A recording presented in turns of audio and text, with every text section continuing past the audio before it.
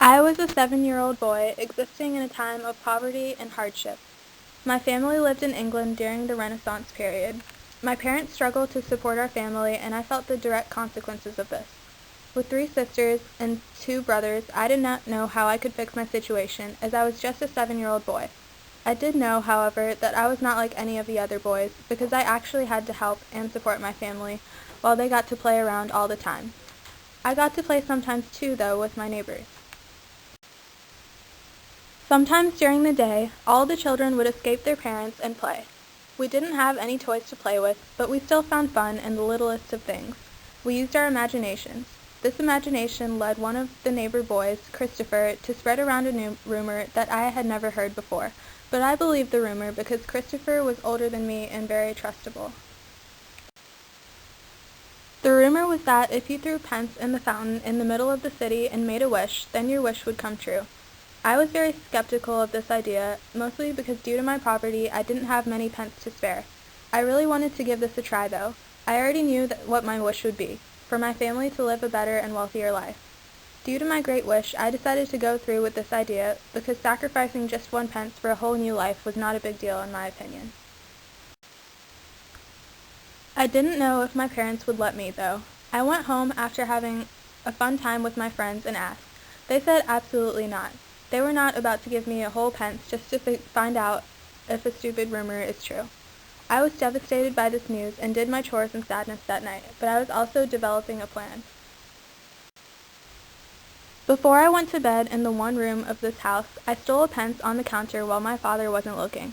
The next morning, when I woke up, it was almost an hour before everyone in the family usually woke up. I snuck out while they were all asleep and then ran through the small things we called our neighborhood and out into the main city where all the rich people lived.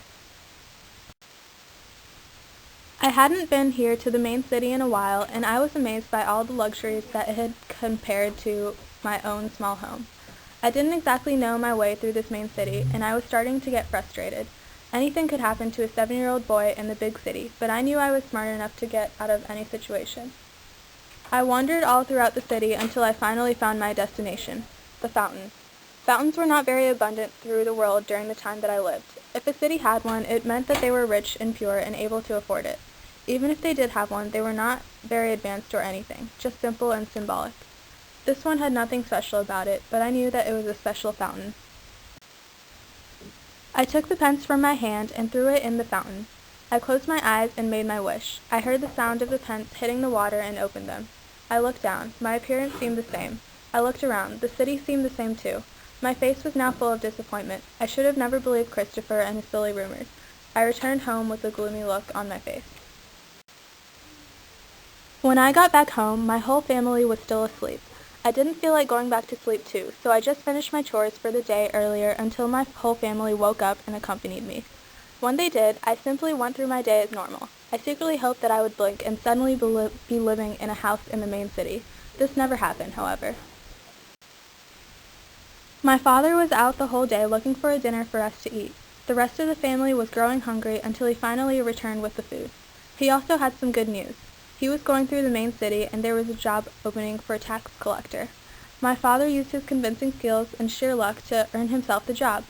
At first, I did not know what this meant. I barely knew what taxes were. My mother was ecstatic, however. She explained to me that this meant that the family was going to have a significantly larger amount of money due to my father's huge step up in job. I was thrilled. This meant that the rumor worked. The pence caused my father to get the job. I had pretty much given up hope on that idea, but it actually worked. It didn't happen how I had expected, but his effort paid off in the long run.